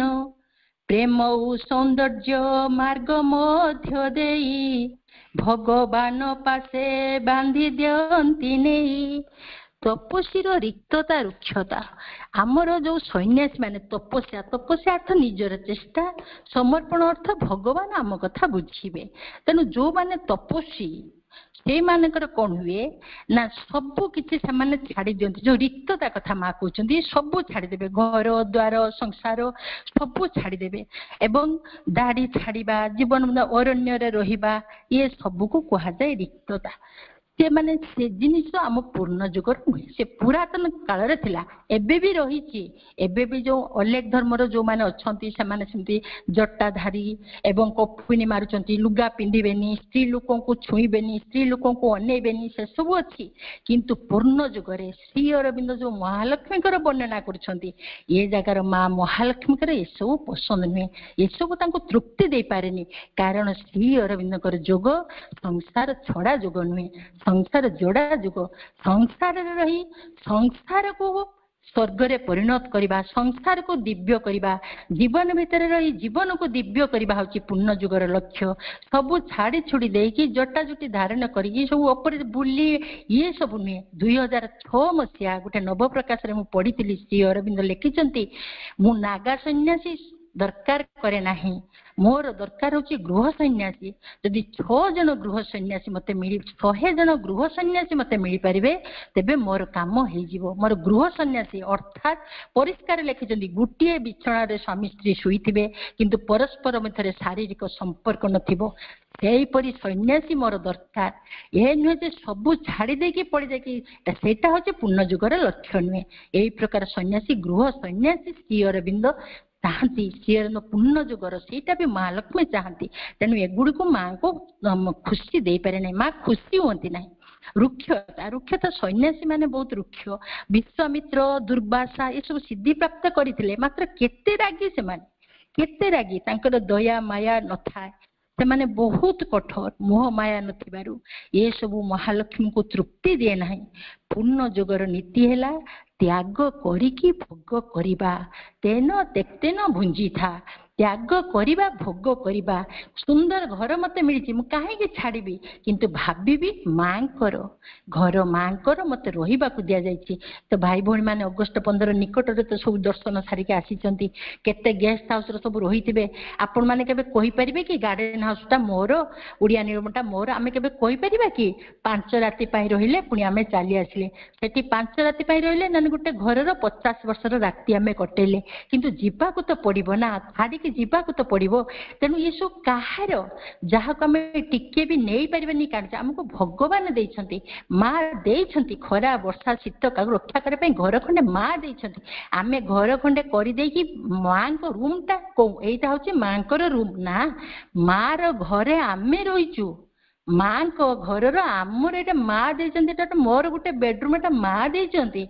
एंटायर घर माँ को सब घरटा मोर गुटे रूम माँ को ना घरटा माँ को सबू माँ को गाड़ी दिखाई माँ को आम सबू पिंधिबा नाइबा खाइबा संपूर्ण स्वाधीनता किंतु सबू तांकर भाबिकी आमे भोग करिबा एटा होचे पूर्ण जुग मोर बोली किछि नै मोर एकाटा कोटे देकी मार मोर कहबानी एकाटा काटी दो मार सबू मार पाटी कहबनी भीतर हृदय कहब अनुभव रहिबो ना प्रकृतर मोर नुहे मोर किछि भी नुहे सबू मते माँ देइचंदी तेणु सबू तांकर भाबिकी आमे भोग करिबा एइटा होची पूर्ण जुग त्याग करिकी भोग करिबा किछि भी आमर नुहे जहाँ आम पाखक आसिला खुशी रे ग्रहण करिबा जदि छाड़ीबा को पड़े खुशी रे छाड़ी देबा आउ जो पुणी कहते माँ कौन हृदय भितर आवेग सकल दमन एटा हूँ कौन आवेग आमे कौन क्या भल पाइबानी भल पाइबा सेटा कौन दमन करके आमे रखीदबा ना आमे क्या भल पाइबानी आम पुओ झील जदि मिसिबा जदि खराब शक्ति आम भीतर डेभलप करबा आमे दूरेकी रहिबा सेटा माँ चाहतीनी आमे भल पाइबा किंतु तांको पई आकुल हबानी विकल हबानी तांको देखिबा पई मनटी हमर छटपट हो नथबो से प्रकार सेटा हले काम रहिछि लुचि लुचि की आम भीतर प्रेम थिबो देखा हेले भी नहले भी नाही जोठी थिले भी हमर भल पाइबा रहिबो तेनु एगुडी को आमे दमन करबानी आम गार जने भाई थिले से आमिष छाड़ी थिले किंतु मोल्ला बेल को खाली कहले मते अंडा आमलेट दियो एते अंडा से खाइले जे त माने तांकर से खाइबार तृष्णाटा भितर थिला से जबरदस्ती ताको अवदमित करी रखिथिले श्री अरविंदर जोग होची आमे कौन सी किसी को अवदमित करी रखिबानी पेड़ी भितर सापटे अछि फणा सोईकी तार रही जदि पेड़ीटा खुली दबा सापटी फं करके उठी पाड़िबो ना उठी पाड़िबोनी तेणु आमे जदि सबु किछि को दमन करके रखिबा समय आसिले से द्विगुणा तीन शक्तिशाली हेकि उठिबो भयंकर हेकि उठिबो सेतबे आमे ताको संभाली परिबानी तेणु सबुठो बेटर हबो जहाँ आम भितर अच्छी दुर्गुण आमे निजको जानिचु आम भितर कौन अच्छी आमे माँ को समर्पण करबा समर्पण करबा समर्पण करबा देई चलिबा दिन आसीबो से आम भितर चली जिवो किंतु ताको जबरदस्त आमे दबेकी रखिबा नाही माँ सेटा कहउचंदी हृदयर गभीर रु आवेग सकलर दमन तांकर तृप्तिकर नुहे जो माँ पसंद नुहे प्रेम और सौंदर्य मध्य देई से मनुष्य को भगवान का पासरे बांधी दियंती प्रेम और सौंदर्य दुईटी जाक भगवत गुण डिवाइन क्वालिटी मानुषी प्रयास रे ए दुईटी गुण को आमे हासिल करि परबा हमको प्रस्तुत हेबाक पड़िबो दुईटी मध्य देई महालक्ष्मी हमको भगवान का पासरे बांधी दियंती तापरे कहते life is turned in her supreme creations into a rich work of celestial art and all existence into a poem of sacred delight. The world's riches are brought together and concerted for a supreme order, and even the simplest and commonest things are made wonderful by her intuition of unity and the breath of her spirit. ଏଇଠି ମା ସୁନ୍ଦର କଥାଟି କହିଛନ୍ତି, ମନୁଷ୍ୟକୁ ହୋଇ ଉଠେ ତାଙ୍କର ସମୁଚ୍ଚତମ ସୃଷ୍ଟିରେ ଜୀବନ ହୋଇ ଉଠେ ଯେପରି ସ୍ୱର୍ଗର ଖଣ୍ଡିଏ ସୁଶ୍ରୀଯୁକ୍ତ କାରୁଶିଳ୍ପ, ସକଳ ସତ୍ତା ହୋଇ ଉଠେ ଅପାର୍ଥିବ ଆନନ୍ଦର ଖଣ୍ଡିଏ କାବ୍ୟ, ଜଗତର ସକଳ ଐଶ୍ୱର୍ଯ୍ୟ ପରମ ଶୃଙ୍ଖଳାରେ ଏକତ୍ରିତ ଏବଂ ବ୍ୟବସ୍ଥିତ ହୋଇ ଉଠେ। ଏପରିକି ଅତି ସାଧାରଣ ଅତି ସାମାନ୍ୟ ବସ୍ତୁ ବି ତାଙ୍କ ବୋଧି ଜ୍ଞାନର ଏକତ୍ୱରେ ପ୍ରାଣର ସ୍ପର୍ଶରେ ଅପରୂପ ହୋଇ ଉଠେ। ମନୁଷ୍ୟକୁ ହୋଇ ଉଠେ ତା ଜୀବନ ସ୍ୱର୍ଗ ସୁଶ୍ରୀ କାରୁଶିଳ୍ପ ଉଚ୍ଚତମ କାବ୍ୟ ଏକ ଅପାର୍ଥିବ ଆନନ୍ଦର ସକଳ ଐଶ୍ୱର୍ଯ୍ୟ ଯେତେ ଜଗତର ଏକତ୍ରେ ପୁଷ୍ପିତ ହୁଏ ଶୃଙ୍ଖଳାରେ ସାଧାରଣ ତୁଚ୍ଛ ବସ୍ତୁ ତାଙ୍କ କରେ ତାଙ୍କ ବୋଧି ଜ୍ଞାନ ପ୍ରାଣର ସ୍ପର୍ଶରେ ଅପରୂପ ହୋଇ ଉଠେ ଏକତ୍ୱରେ। ସମୁଚ୍ଚତମ ସୃଷ୍ଟି ହାଇଏଷ୍ଟ ପୋଜିସନ ଅଫ ଡିଭିନିଟି, ସବୁଠୁ ଉଚ୍ଚ ସ୍ଥିତିରେ ଜୀବନ କେମିତି ହୋଇ ଉଠେ ପ୍ରଭୁ ଏଠାରେ କହିଛନ୍ତି। ସେଠାରେ ଜୀବନଟି ପରମ ସୁନ୍ଦର, ସତେ ଯେପରି କାରୁକାର୍ଯ୍ୟପୂର୍ଣ୍ଣ, କେହି ଆଖି ଫେରାଇ ଆଣିପାରିବ ନାହିଁ। ଦିବ୍ୟ ଆନନ୍ଦ ଏବଂ ଯୋଉ କହିଛନ୍ତି ଅପାର୍ଥିବ ଆନନ୍ଦର ଖଣ୍ଡିଏ କାବ୍ୟ, ଦିବ୍ୟ ଆନନ୍ଦର ଗୋଟେ କାବ୍ୟ ପରି ହେଇଯିବ ଜୀବନଟି। ଏଠାରେ ଜୀବନ ଭରି ଉଠେ ଦିବ୍ୟ ଆନନ୍ଦରେ, ଦିବ୍ୟ ପ୍ରେମରେ, ଦିବ୍ୟ ସୌନ୍ଦର୍ଯ୍ୟରେ। ଜଗତର ସକଳ ଐଶ୍ୱର୍ଯ୍ୟ ପରମ ଶୃଙ୍ଖଳାରେ ଏକତ୍ରିତ ବ୍ୟବସ୍ଥିତ ସକଳ ଐଶ୍ୱର୍ଯ୍ୟ, ଐଶ୍ୱର୍ଯ୍ୟ ରହିବ ତ beauty love and wealth, beauty ରହିବ, ଲଭ୍ ରହିବ, ୱେଲ୍ଥ ବି ରହିବ, ସୌନ୍ଦର୍ଯ୍ୟ ପ୍ରେମ ସମ୍ପଦ ସବୁ ଐଶ୍ୱର୍ଯ୍ୟ ସବୁ କିଛି ଶୃଙ୍ଖଳିତ ସୁନ୍ଦର ବ୍ୟବସ୍ଥିତ ହୋଇଯାଏ। ଡିସିପ୍ଲିନ ୱେରେ ସବୁ ଥାଏ। କେବଳ ଜିନିଷ ପତ୍ରକୁ ଭାଇ ଭଉଣୀ ମାନେ ଆମେ ବ୍ୟବସ୍ଥିତ କରି ରଖିଲେ ଚଳିବନି। ଆମ ମନ ପ୍ରାଣ ଶରୀର ଚେତନା ସବୁକୁ ବ୍ୟବସ୍ଥିତ କରିବାକୁ ହବ। ଆମ ଶରୀରକୁ ଯଦି ଆମେ ବ୍ୟବସ୍ଥିତ କରି ରଖିବା ତେବେ ଆମକୁ ଆଉ ରୋଗ ହେବ ନାହିଁ, ଆମେ କେବେ ଦୁର୍ଘଟଣାର ଶିକାର ହେବା ନାହିଁ, ଅସୁବିଧାରେ ପଡ଼ିବା ନାହିଁ।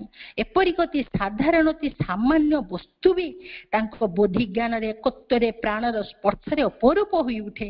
ଏପରିକି ଅତି ନ୍ୟୁନ ନଗଣ୍ୟ ବସ୍ତୁ ବି ତାଙ୍କ ସ୍ପର୍ଶରେ ଦିବ୍ୟ ହୋଇ ଉଠେ, ସୁନ୍ଦର ହୋଇ ଉଠେ। ନ୍ୟୁନ ଆମେ ଯଦି ଉଦାହରଣ ପଡ଼େ ବାଇ ଚଢ଼େଇ, କେତେ ଟିକିଲେ ଚଢ଼େଇଟେ, ସେ କେମିତି ସେ ବସାଟି କରେ, କୋଉଠି ସେ ମେଟେରିଆଲ୍ସ ପାଇ, ଏକ ପ୍ରକାର ମେଟେରିଆଲ୍ସ ଭାରତ ବର୍ଷର ଯୋଉଠି ଦେଖିବେ ବାଇ ଚଢ଼େଇର ବସା ସେଇ ମେଟେରିଆଲ୍ସ ସେଇଭଳି ଢଙ୍ଗ ଆଠା ଇଞ୍ଜିନିୟରିଂ ପ୍ଲାନ୍ କାମ ଦବନି।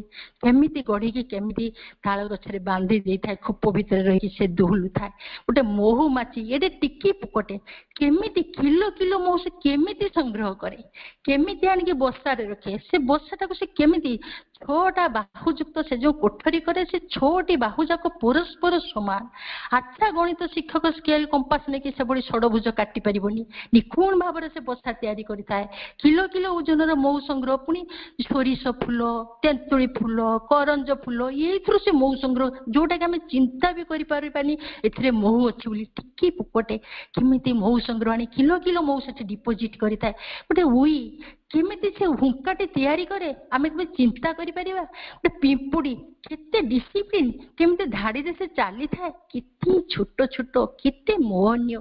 ଏ ସୃଷ୍ଟିକୁ ଆମେ ଯଦି ଚିନ୍ତା କରିବା ଏ ସବୁ ହଉଛି ମହାଲକ୍ଷ୍ମୀଙ୍କର।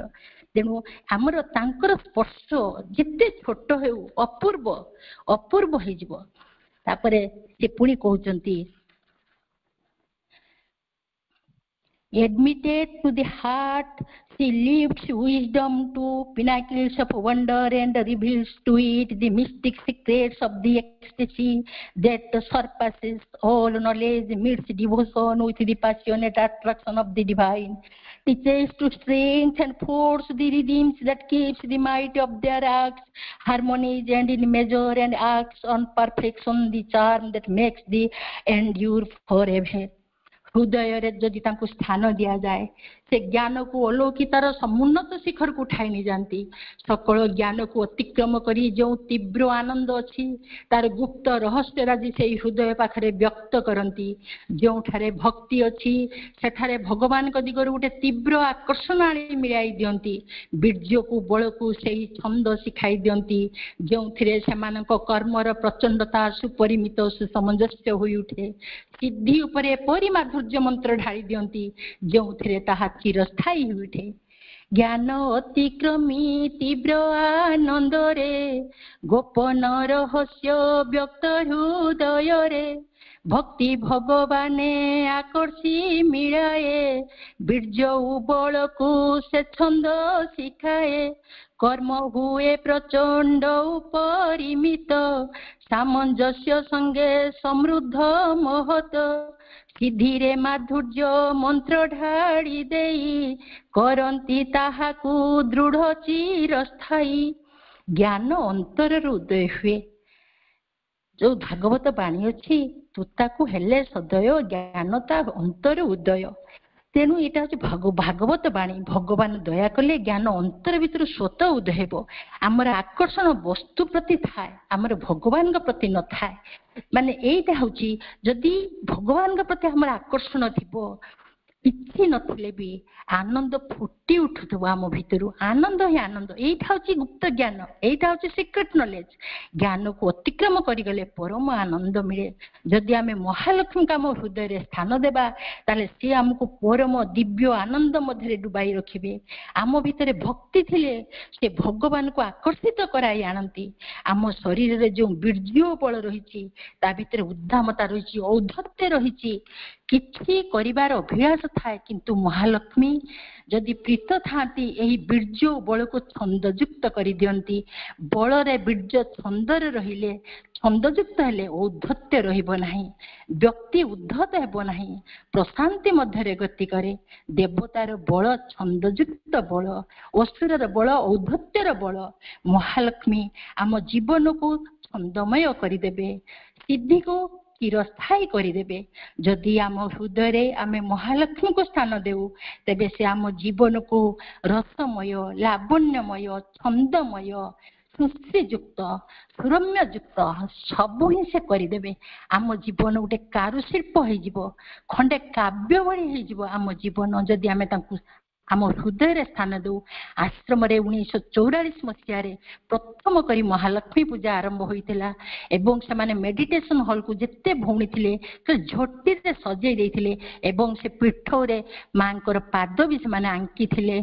आउ चारिपटे हॉल को सजाई थिले मेडिटेशन हॉल को हार्मोनी मांकर प्रिय महालक्ष्मी पूजा बोली हार्मोनी फूल जोटा कि पंडिचेरी रे एकदम प्रचुर भाव में मिले फूलटी छोट छोट लता लेस रे हेला बडी हेइथा गोलापी रे अच्छी नाली अच्छी धड़ा अच्छी से फूल रे से मेडिटेशन हॉल टी सजाई देथिले इलेक्ट्रिक आलोटी को बंद कर देथिले दीप लगे देथिले एवं दीप उपरे रंध्रयुक्त सरा सब ढांकी देथिले से दीप रु आलोक गुड़िक से रंध्र भीतर देखि विचलित होता है से मेडिटेशन हॉल टी अपूर्व देखा जाउथा एई समय माँ सबुज रंगर बनारसी शाढ़ी पिंधि प्रथम थर धीरे धीरे धीरे धीरे पाचरे उल्ले उल्ले आसिले एवं पीठरे कटा जाइथिबा पाद उपरे पाद रखी रखी जाई तांको चेयर रे बसिले एवं अपूर्व से दृश्य जो माने वर्णना करछंती से जो दीपर आलोक से जो झालेरी युक्त से जो हार्मोनी फूल जो आमर संगति जो फूल से जो झुटी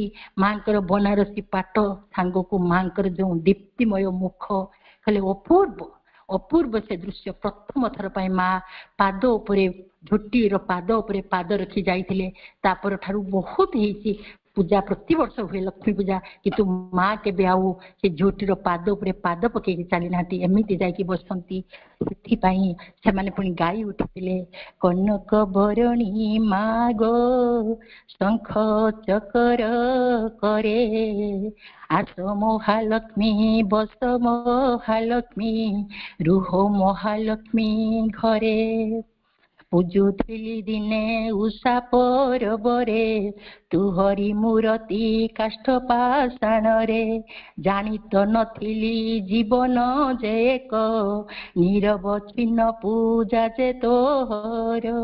ଆମେ ନିରବଚ୍ଛିନ୍ନ ପୂଜା ବୋଲିକି ଜାଣିନଥିଲେ, ଆମେ ଦିନେ ଅଧେ ତାଙ୍କର ପୂଜା କରୁଥିଲେ। ଶ୍ରୀ ଅରବିନ୍ଦଙ୍କର ଯୁଗ ନିରବଚ୍ଛିନ୍ନ ପୂଜାର ଦିନ ପ୍ରତ୍ୟେକ ମୁହୂର୍ତ୍ତ ଆମେ ନିଜକୁ ପ୍ରସ୍ତୁତ କରିବା ମହାଲକ୍ଷ୍ମୀଙ୍କର ଯୋଗ୍ୟ ହୋଇ ଉଠିବା। ଭାଇ ଭଉଣୀ ମାନେ, ଆଜି ସମୟ ଟିକେ ଅତିକ୍ରାନ୍ତ ହେଇଯାଇଛି, ଆପଣମାନଙ୍କ ପାଖରୁ କ୍ଷମା ମାଗୁଛି। ସମସ୍ତଙ୍କୁ ମୁଁ ବହୁତ ଧନ୍ୟବାଦ କୃତଜ୍ଞତା ଜଣାଉଛି। 2 ଦିନ ହେଲା ଆପଣମାନେ ଶୁଣି ଆସିଛନ୍ତି ମୋ ପାଖରୁ ଏବଂ ସମସ୍ତଙ୍କୁ ବହୁତ କୃତଜ୍ଞତା। ସବୁଠାରୁ ବେଶୀ କୃତଜ୍ଞତା ମାଙ୍କ ପାଖରେ ଗୋଟିଏ ଅନୁଭୂତି କହିବାକୁ ଯାଉଛି। ମୁଁ 4 ମହାଶକ୍ତି ଭିତରୁ ମହାଲକ୍ଷ୍ମୀଙ୍କୁ ବହୁତ ଭଲ ପାଏ। ମୁଁ ଜାଣିପାରିଲିନି ରତ୍ନପ୍ରଭା ବାପା ମୋତେ କେମିତି ସେଇ ଚାପ୍ଟରଟି ଆଲୋଚନା କରିବାକୁ ଦେଲେ। ମାଙ୍କ ଯେତେବେଳେ ରତ୍ନପ୍ରଭା ବାପାଙ୍କ ପାଖରୁ ଶୁଣିଲି ମୁଁ ଖୁସିରେ ହଁ ମାରିଦେଲି।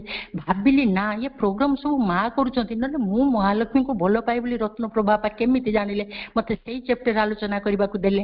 ତେଣୁ ସବୁ ମା କରିଛନ୍ତି। ମାଙ୍କ ପାଖରେ କୃତଜ୍ଞତା ଏବଂ ରତ୍ନପ୍ରଭା ବାପାଙ୍କୁ ବହୁତ ବହୁତ ଧନ୍ୟବାଦ, ମୋତେ ସୁଯୋଗ ଦେଇଛନ୍ତି। ସମସ୍ତ ଭାଇ ଭଉଣୀ ମାନଙ୍କୁ ମୁଁ ହୃଦୟରୁ ପ୍ରଣାମ କରୁଛି, ଆନ୍ତରିକତାର ସହ ପ୍ରଣାମ କରୁଛି। ଧନ୍ୟବାଦ। ବନ୍ଦେ ମାତରମ୍।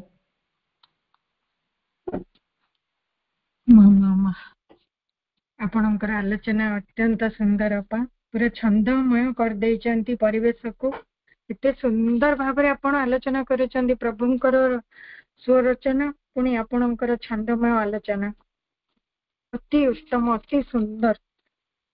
ମାନେ ମୁଁ ତ ଖାଲି ଦେଖି ଚାଲିଛି, ମାନେ ଏତେ ମତେ ଭଲ ଲାଗୁଥିଲା। ଆପଣ ଗୋଟିଏ ଗୋଟିଏ କଥାକୁ ନେଇକି କେତେ ସୁନ୍ଦର ଭାବରେ ତାକୁ ବର୍ଣ୍ଣନା କରିଛନ୍ତି। ପ୍ରଥମରେ କର୍ମ ଉପରେ ଆପଣ କହିଥିଲେ, ପ୍ରତ୍ୟେକଟି କର୍ମ ମାଙ୍କର କର୍ମ, ଛୋଟ ବଡ ବୋଲି କିଛି ନଥାଏ। ପୂର୍ଣ୍ଣତା ହେଉଛି ଆମର ଲକ୍ଷ୍ୟ। ସକାଳ ଠାରୁ ରାତି ଯାଏ ସବୁ କିଛି କର୍ମ ଦିବ୍ୟ କର୍ମ। ନିରବତାର ସହ ଯଥାର୍ଥ ଚେତନାରେ ରହି କର୍ମ କରିବା। ଆପଣ ଉଦାହରଣ ଦେଇଥିଲେ ବାବାଜୀ ମହାରାଜଙ୍କର ବାସନ ମାଜିବା, ମନୋଜ ଦାସଙ୍କର କ୍ଷୀର ଆଉଟେଇବା, ପୁଣି ନିରଜ ବଣଙ୍କ କାଠ କାମ। ସବୁ କିଛି ଅହଙ୍କାରର ବିଲୋପ ପାଇଁ ହିଁ ମା ସେଇ ସବୁ କର୍ମ ଦେଇଥିଲେ। ପୁଣି ଚତୁର୍ଥ ଦାବି ଥିଲା ଜୀବନ ଓ ପରିବେଶର ସୁସଙ୍ଗତି ଓ ସୌନ୍ଦର୍ଯ୍ୟ। ଶାନ୍ତ ମନ ଦୃଢ ସାହସର ସହିତ ସମ୍ମୁଖୀନ ହେବା, ନୀରବ ରହିବା, ପ୍ରତିଟି କାର୍ଯ୍ୟକୁ ସଂଗତିପୂର୍ଣ୍ଣ ଭାବରେ କରିବା। ଶୃଙ୍ଖଳା ହେଉଛି ଜୀବନର ମୁକୁଟ। କେତେ ସୁନ୍ଦର ଶବ୍ଦ ସବୁ ଆପଣ ପ୍ରୟୋଗ କରିଛନ୍ତି। ଅନାଦି ଭାଇ ପୁଣି ଆପଣଙ୍କ ଜେଜେଙ୍କ କଥା ଜୀବନ୍ତ ଉଦାହରଣ ଭାବରେ ଉପସ୍ଥାପନ କରିଥିଲେ। ପ୍ରତ୍ୟେକ ଆସବାବ ପତ୍ର ସବୁ କିଛି ସୁଚାରୁ ଛନ୍ଦରେ ରଖିବା, ତାର ଉପଯୁକ୍ତ ବ୍ୟବହାର କରିବା। ମା ଯେମିତି ଜାପାନରୁ ଫେରିବା ସମୟରେ କୃତଜ୍ଞତା ଜ୍ଞାପନ କରିଥିଲେ ସେଇ ବସ୍ତୁ ସକଳ ପ୍ରତି, ଏବଂ କେମିତି କମଳ ସ୍ପର୍ଶ ପାଇବେ ସେଥିପାଇଁ ମା ପ୍ରାର୍ଥନା କରିଥିଲେ। ଘରର ବାତାବରଣକୁ ଚୈତ୍ୟ ବାତାବରଣରେ ପରିଣତ କରିଦେବା। ଯେଉଁ ପରିବେଶ ସୁନ୍ଦର ସେଇଠି ପ୍ରଭୁ ଯାତାୟାତ କରନ୍ତି। ମନ ପ୍ରାଣ ଶରୀରର ସଙ୍ଗତି ଆମେ ସବୁବେଳେ ସବରୀ ଭଳି ପ୍ରସ୍ତୁତ ହୋଇ ଜଗି ରହିବା। ଶେଫାଳି ଏବଂ ସ୍ଥୂଳ ପଦ୍ମ କେମିତି ଶରତ ଋତୁରେ ଏବଂ ବସନ୍ତ ଋତୁରେ ଉଭୟ ଫୁଟନ୍ତି ମାଙ୍କର ଆଗମନରେ। ମା କେତେ ସୁନ୍ଦର ଅପା। ଯେଉଁ ଗୃହରେ ପ୍ରେମ, ଶ୍ରଦ୍ଧା, ଶାନ୍ତି, ନୀରବ ପରସ୍ପର ଭାତୃତ୍ୱ ଭାବ ରହିଥାଏ ସେଇଠି ମହାଲକ୍ଷ୍ମୀଙ୍କର ବାସସ୍ଥାନ। ଯେଉଁଠାରେ ଅନ୍ତର ସତ୍ତାର ଅଗ୍ରଗତି ନାହିଁ, ଭଗବାନଙ୍କ ପାଇଁ ଆଗ୍ରହ ନଥାଏ, ସ୍ୱାର୍ଥପରତା ଥାଏ, ସେଠାରେ ସେ ରହନ୍ତି ନାହିଁ। କିଛି ନଥାଇ ବି ଯେଉଁଠି ଭଗବାନଙ୍କର ଉପସ୍ଥିତି ଥାଏ ସେ ଐଶ୍ୱର୍ଯ୍ୟବାନ। ଯେଉଁଠି ପ୍ରେମ ବିକୃତ, ସୌନ୍ଦର୍ଯ୍ୟହୀନ, ଯେଉଁଠି ସୌନ୍ଦର୍ଯ୍ୟ ପ୍ରକାଶିତ ହେବା ପାଇଁ ବିମୁଖ, ସେଠାରେ ମୁଖରେ ଅଢଣା ଟାଣି ଦିଅନ୍ତି। Love alone can love. ଯାହାର ଭିତର ବା ଅନ୍ତର ଯେତେ ସୁନ୍ଦର ସେଇଠି ଦିବ୍ୟ ପ୍ରେମ ପ୍ରକାଶିତ ହୋଇଥାଏ। ଯାହା ଭିତରେ ଦିବ୍ୟ ପ୍ରେମ ଥରେ ପ୍ରକାଶିତ ହୋଇଯାଏ ତା ପାଇଁ ସବୁ କିଛି ଦିବ୍ୟ ହୋଇ ଉଠେ। ସମସ୍ତଙ୍କ ଭିତରେ ସେଇ ଦିବ୍ୟ ଉପସ୍ଥିତିକୁ ଅନୁଭବ କରେ।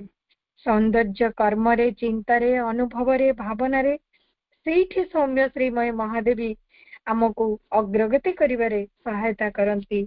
ଏଇ ହୃଦୟ ଦେବତାଙ୍କର ଆଧାର। ଏଇ ଆଧାରଟି ସୌନ୍ଦର୍ଯ୍ୟରେ ପରିପୂର୍ଣ୍ଣ ହୋଇଥିଲେ ମା ମହାଲକ୍ଷ୍ମୀ ବାସ କରିବେ। ସେ ଜୋର କରି କିଛି କରନ୍ତି ନାହିଁ, ଅପେକ୍ଷା କରନ୍ତି।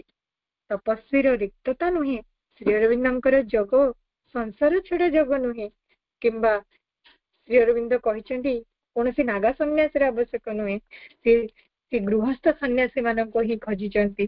ଏବଂ କାରଣ ପ୍ରେମ ଓ ସୌନ୍ଦର୍ଯ୍ୟ ଦେଇ ସେ ମନୁଷ୍ୟକୁ ଭଗବାନଙ୍କ ପାଶରେ ବାନ୍ଧି ଦିଅନ୍ତି। ଏଇ ମନୁଷ୍ୟକୁ ଦେବ ମାନବରେ ପରିଣତ କରିଦେବେ। ହୃଦୟ ଭିତରେ କିଛି ବି ଦବେଇକି ରଖିବା ନାହିଁ। ଜୀବନ ହୋଇ ଉଠିବ ଦିବ୍ୟ ଆନନ୍ଦର ଏକ କାବ୍ୟରେ ପରିଣତ ହୋଇ ଉଠିବ। ସବୁ କିଛି ଶୃଙ୍ଖଳିତ, ସବୁ କିଛି ଐଶ୍ୱର୍ଯ୍ୟରେ ପରିଣତ ହୋଇ ଉଠିବ। ସେଇ ବାଇଚଢେଇର ବସା, ମହୁମାଛି ସଂଗ୍ରହ, ଓଇ ଓଙ୍କା, ପିମ୍ପୁଡିରେ ଡିସିପ୍ଲିନ, କେତେ ସୁନ୍ଦର ଉଦାହରଣ ସବୁ ଆପଣ ଖଞ୍ଜି ଦେଇଥିଲେ। ମାଙ୍କୁ ହୃଦୟରେ ସ୍ଥାନ ଦେଲେ ଅନ୍ତରରେ ଜ୍ଞାନର ଉଦୟ ହୁଏ। ଜ୍ଞାନକୁ ଅତିକ୍ରମ କଲେ ପରମ ଆନନ୍ଦ ମିଳେ। ତୀବ୍ର ଆକର୍ଷଣ ଆଣି ମିଳାଇ ଦିଅନ୍ତି। ମହାଲକ୍ଷ୍ମୀ ଜୀବନକୁ ଛନ୍ଦମୟ, ରସମୟ, ଲାବଣ୍ୟମୟ କରିଦିଅନ୍ତି ଏବଂ ସିଦ୍ଧି ଚିରସ୍ଥାୟୀ ହୋଇ ଉଠେ। ଅତି ସୁନ୍ଦର ଆଲୋଚନା ଅପା, ଆପଣଙ୍କୁ ଅଶେଷ ଅଶେଷ କୃତଜ୍ଞତା ଏବଂ ପ୍ରଭୁଙ୍କ ନିକଟରେ କୃତଜ୍ଞତା। ଏତେ ସୁନ୍ଦର ରଚନା, ପୁଣି ମାଙ୍କ ଚରଣରେ କୃତଜ୍ଞତା। ଆମେ ଏହି ବିଷୟକୁ ଏହି ମନ ମାଧ୍ୟମରେ ହିଁ ଆଲୋଚନା କରୁଛୁ। ଆପଣଙ୍କର ମନକୁ ଆହୁରି ସୌନ୍ଦର୍ଯ୍ୟତାରେ ପରିପୂର୍ଣ୍ଣ କରିଦିଅନ୍ତୁ, ଜ୍ଞାନରେ ପରିପୂର୍ଣ୍ଣ କରିଦିଅନ୍ତୁ। ମାଙ୍କ କୃପା ଆପଣଙ୍କ ପାଇଁ ରହିଥାଉ। ବର୍ତ୍ତମାନ ଆଜିର ଏହି ସନ୍ଲିଟ ଆଇଡିରେ ଯୋଗ ଦେଇଥିବା ସମସ୍ତ ଅପଭାଇଙ୍କୁ ଅଶେଷ କୃତଜ୍ଞତା ସମସ୍ତଙ୍କର ଉପସ୍ଥିତି ପାଇଁ। ମା ପ୍ରଭୁଙ୍କ ଚରଣରେ ପାଠଚକ୍ରକୁ ଅର୍ପଣ କରିବା ଏବଂ ଆସନ୍ତା କାଲି 24 ତାରିଖରେ ସେଇ ମହାସରସ୍ୱତୀ ରୂପରେ ମା ଓ ତାଙ୍କ କାର୍ଯ୍ୟ ଆଲୋଚିକା ଶ୍ରୀମତୀ ସମ୍ମାନୀୟ ପୂଜ୍ୟ ସୁସ୍ମିତା ଅପା ଏବଂ ପରିଚାଳନା କରିବେ ଶ୍ରୀମତୀ ସ୍ୱପ୍ନା ଦାସ ଅପା। ବର୍ତ୍ତମାନ ଆମେ ଆଜିର ପାଠଚକ୍ରକୁ ମା ପ୍ରଭୁଙ୍କର ପଦ କମଳରେ ଅର୍ପଣ କରି ରହିବା। ସମସ୍ତଙ୍କୁ ବନ୍ଦେ ମାତରମ୍, ପ୍ରଣାମ।